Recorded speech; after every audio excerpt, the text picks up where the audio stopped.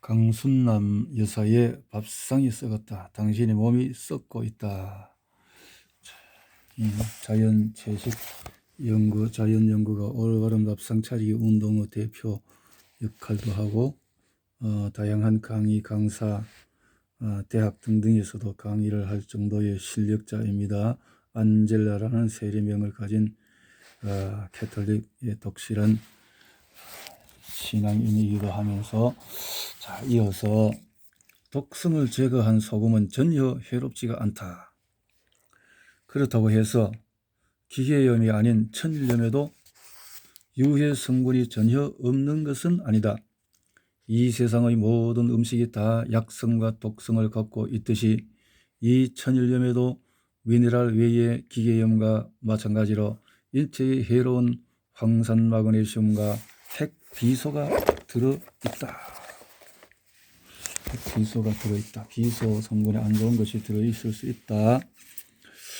황산 마그네슘은 많이 섭취하면 위장의 벽을 헐게 만든다. 그리고 핵비소는 바닷물을 석출할 때 생기는 모에겐 간수 속에 들어있는데, 이 간수 속에는 만 가지 광석물의 성분을 가진 결정체인 보금석이 들어있고, 이 보금석 중에 비상이 될 수 있는 성분이 핵비소이다.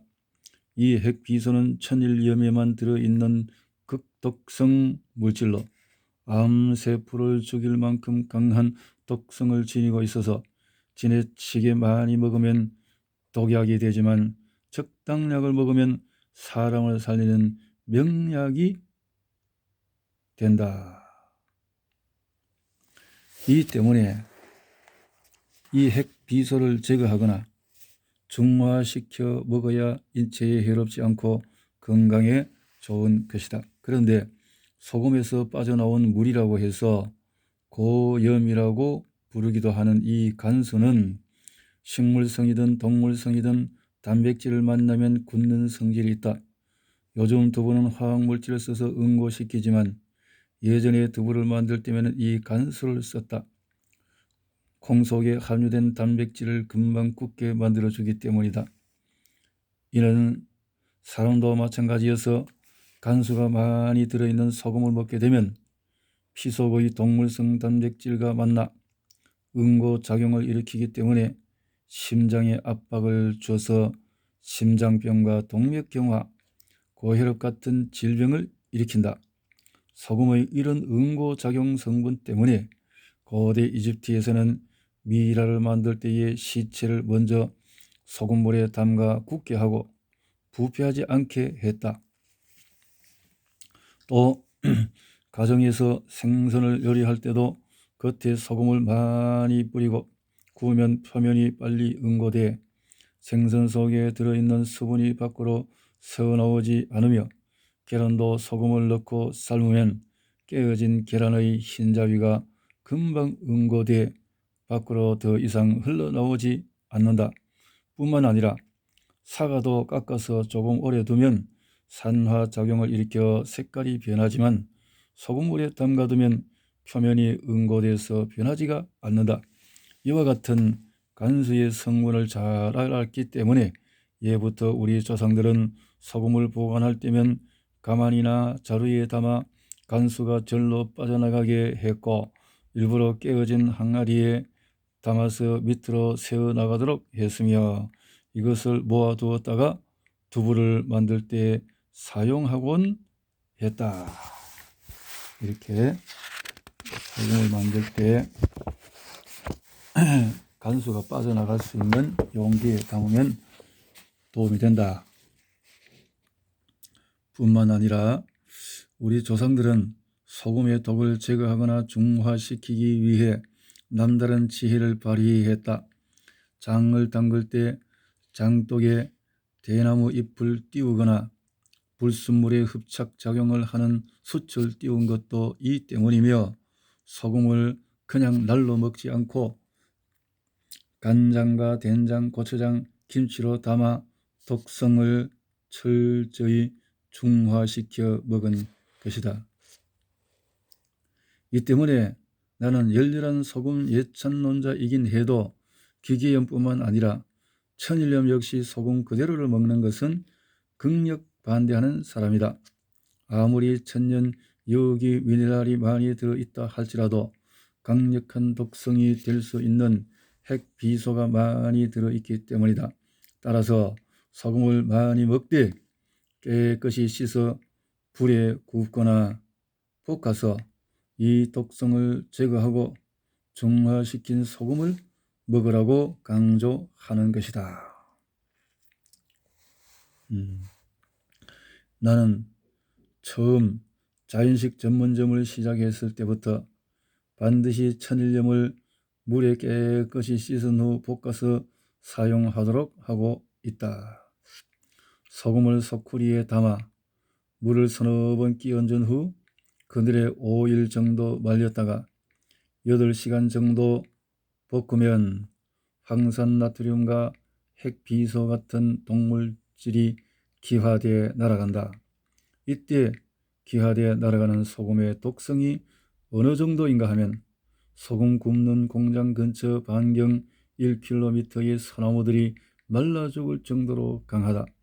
그러니 소금을 그냥 먹으면 인체에 얼마나 해롭겠는가.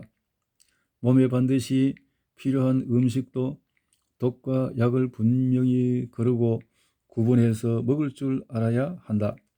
소금을 볶는 데는 이처럼 번거롭고 시간도 많이 걸리지만 우리 장독대 식구들은 당연히 해야 할 일이기 때문에 앞장서 실천하고 있다. 이것은 우리 식구들만의 남다른 자부심이기도 하다. 그래서 나는 우리 장독대 식구들에게 항상 하는 말이 있다. 당신들은 아무도 하지 않는 일을 하고 있다. 국민의 건강을 위해 소금을 물에 씻고 볶아 제공했다는 단지 그 이유 하나만으로도 당신들은 국가의 표창을 받아야 한다라고. 자, 구운 소금과 다이옥신의 진실. 그런가 하면 천일염에서 황산나트륨과 핵비소 등의 유해 성분을 제거해 만든 것이 앞서 말한 죽염이다. 이 죽염은 일찍이 남부 해안 지방에서는 대나무에 채운 소금을 아궁이 불에 구워 약소금으로 사용했다는 구전이 있는데 지금부터 1300여 년 전부터 불가의 스님들에 의해 그 비법이 전수되어 내려왔다고도 전해지며 전 계암사 주지인 효산 스님은 이 죽염의 전통 비법을 재현시켜 국내 유일의 무형문화재 23호 죽염 제조장으로 지정받기도 했다. 그러나 죽염이 일반인에게 널리 알려진 것은 인산 김일훈 선생에 의해서였다. 일찍이 지리산 절약에서 죽염으로 많은 불치병 환자들의 생명을 구한 김일훈 선생은 대나무 속에 우리나라 서해 개펄 염전에서 생산된 천일염을 다져넣고 황토 흙으로 막은 다음에 소나무 장작불로 9번을 구워 죽염을 만들었다. 이렇게 하면 소금 속의 핵비소와 대나무의 유황정 그리고 황토 흙이 섭씨 1500도의 높은 열 속에 합성돼 현대의 신약으로 부르는 죽염이 탄생되는 것이다. 정성껏 이렇게 준비되고 연구된 속에서 독소를 뺀 자원 소금이 있다면 가치 또한 있다라고 볼 수가 있겠네요. 이 죽염은 건강에 좋은 소금, 신비의 명약으로 한때 국내에서 선풍적인 인기를 얻었다. 그러나 2002년 불거진 다이옥신 파동은 남다른 확신과 소신을 갖고 평생 좋은 소금 만들기에 열정을 바쳐온 사람들에게 일대 타격과 함께 지울 수 없는 상처를 안겨주었다. 고운 소금에서 발암물질인 다이옥신이 검출됐다는 보도가 바로 그것이다. TV를 통해 일제히 보도된 이 소식은 2004년에 발생한 만두파동의 이후에 폭풍이 그랬던 것처럼 한창 뜨겁게 달아오르던 죽염 시장에 찬물을 끼얹고 말았다. 식약청은 경기도 보건환경연구원의 조사와 자체 검사 결과를 바탕으로 이 같은 보도를 내놓았는데, 시중에서 구운 소금을 일부 수거해 조사했더니 인체에 해로운 다이옥신이 검출됐다는 것이었다. 그러자 당시 주겸업체를 비롯한 구운 소금 업체들은 일제히 반발했다. 한국주겸공업협동조합 이사장인 주인산가의 김윤세 회장에 따르면 현재 우리나라에서 주겸을 만들고 있는 곳은 대략 500군데나 된다고 한다. 지리산을 중심으로 50여 곳이 있고 강원도와 경기도, 충청, 전라남도 등 전국에 걸쳐 골고루 산재해 있다. 이 중에 제법 규모를 갖춘 주겸 생산 업체는 30여 개에 불과하며 나머지는 교회나 절, 성당 또는 자가적인 소비나 연구를 위해 만드는 등 전반적으로 소규모인 데다가 영세성을 면치 못하고 있다. 그런데 문제가 된 구운 소금에서 검출된 다이옥신은 소금을 굽는 과정에서 발생할 수도 있다. 구운 소금을 만들 때 일부 영세한 업체들이 소나무 대신에 공사장에서 나온 폐자재를 연료로 사용하기라도 하면 이처럼 다이옥신이 함유될 수도 있는 것이다. 소금 자체의 문제라기보다는 이것을 태울 때 연료로 아끼기 위해서 폐자재들의 안 좋은 물질들을 소각할 때 이럴 수 있겠다. 그러나 일부 몰지각한 업체의 이런 행위가 국민들에게 마치 모든 구운 소금과 주겸이 위험하다는 인식을 갖도록 오도한 것도 문제가 있었다. 실제로 다이옥신은 모든 음식에서 검출된다. 쌀과 콩, 닭고기와 돼지고기, 갈치와 고등어 같은 수산물에도 검출되며 심지어 초산인 산모들의 젖에서도 검출된다. 이 파동이 일어나기 직전인 같은 해 7월 인산주겸이 포항공대에 의뢰한 주겸의 다이옥신 함유량 조사 분석에서도 다이옥신은 검출되지 않았다.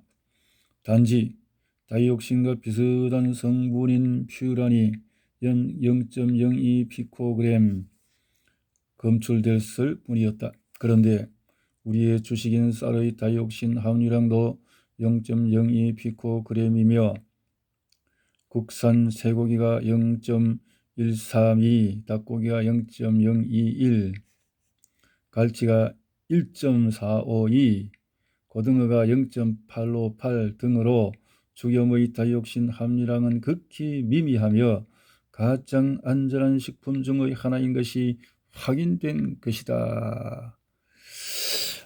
그렇네요. 이게 참 조금 있는 것은 일반 음식에도 특히 갈치는 너무 많네요. 이런데도 그거 조금 이제 검출되면 마치 그냥 코수시기에 바이러스를 추출해서 35 PCR로 팍팍 돌려서 조금 드러나면 그냥 확진자 만들듯이 이렇게 되어질 수가 있겠다 싶습니다.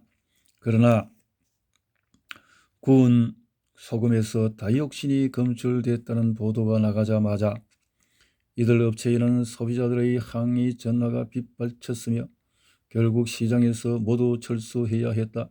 그리고 토종 주겸 업체들이 물러난 그 자리를 1997년부터 수입이 자유화된 외국산 소금이 메우기 시작했으니 힘없고 영세한 국내 구운 소금 업체들로서는 울분이 터지고도 남을 일이었다.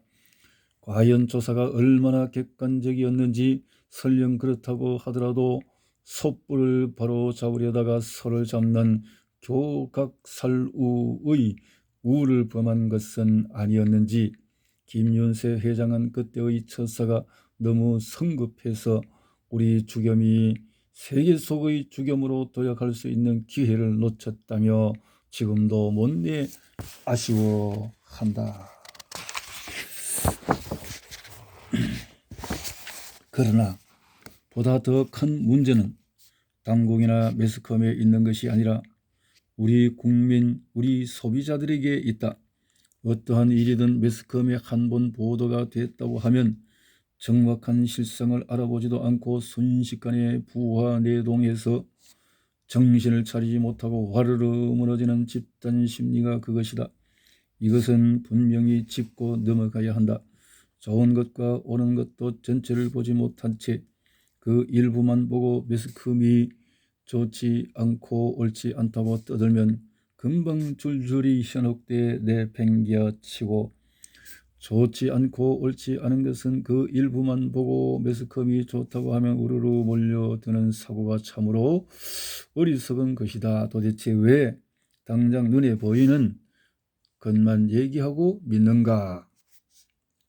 이런 의식을 가진 국민과 특정 분야의 전문성도 없이 시청률만 신경 써서 수박겉 핥기식으로 국민의 건강이라는 막중한 소재를 쉽게 도마 위에 올려놓고 제 멋대로 요리하는 방송사, 그리고 무사 안일하고 획일적인 행정만을 선호하는 정부 당국도 다 함께 각성해야 한다.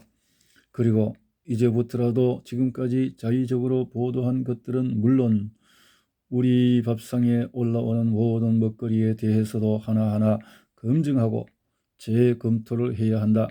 다른 것은 몰라도 먹을거리만큼은 절대로 쉽게 생각하거나 함부로 다루어서는 안 된다. 이것만큼 중요한 일도 없기 때문이다.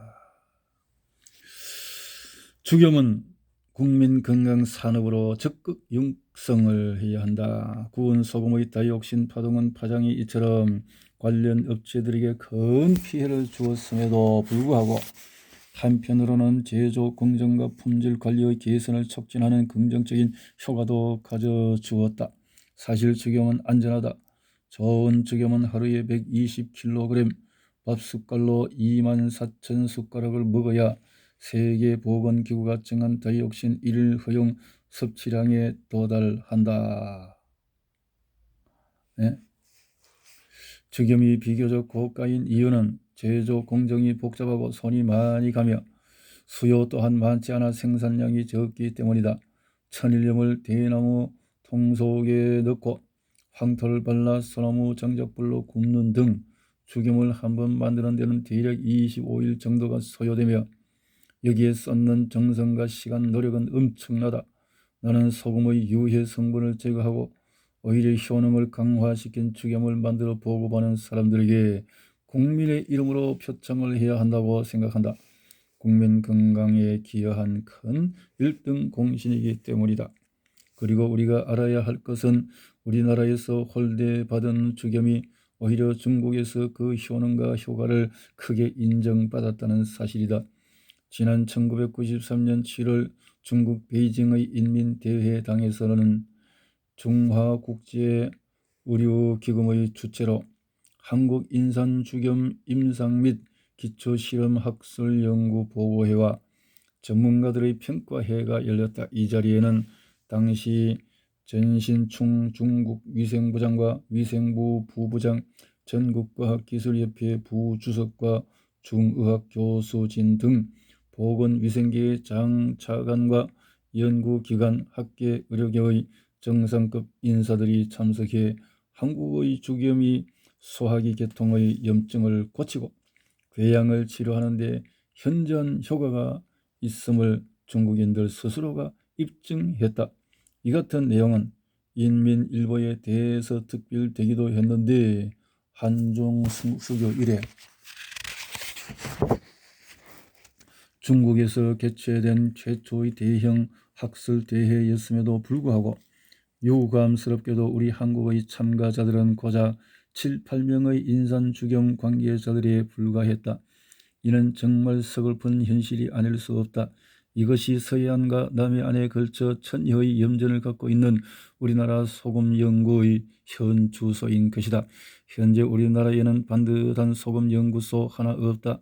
경남 함안에 있는 인산주겸의 자체 연구소 외에 카이스트 출신으로 미국에서 10여 년 동안 생화학을 연구한 이학박사 함경식 교수가 2003년 11월 목포대학교 자신의 연구실 내에 개설한 천일염 생명과학연구소가 거의 전부이다시피 하다. 그러나 이 목포대 소금 연구소는 한 교수가 자신의 사비를 틀어 운영할 정도로 시설이나 예산, 연구 인력이 미비해서 아직 초보 단계에 지나지 않는다. 이 밖에도 많은 사람이 개인적인 차원에서 소금과 죽염에 대한 연구를 해왔고 그 효능에 매료돼 직접 만들고 있기는 하지만 이는 어디까지나 비제도권으로 치부돼 보건당국이나 현대의학으로부터 철저히 외면받고 있으니 참으로 안타까운 일이 아닐 수 없다. 그러나 한경식 교수는 열악한 조건 속에서도 소금에 대한 조사와 연구 작업을 의욕적으로 펼치고 있으며 이에 대한 각종 연구 결과를 학계에 발표하고 있다. 이렇게 벌써 15년 전에 이 기록된 책이지만 요즘은 많이 어떻게 바뀌었는지 이제 인식들이 건강에 대한 인식들이 있으니까 여기에 대한 연구와 발전이 더 있어졌을 것이라 생각을 해보기도 합니다.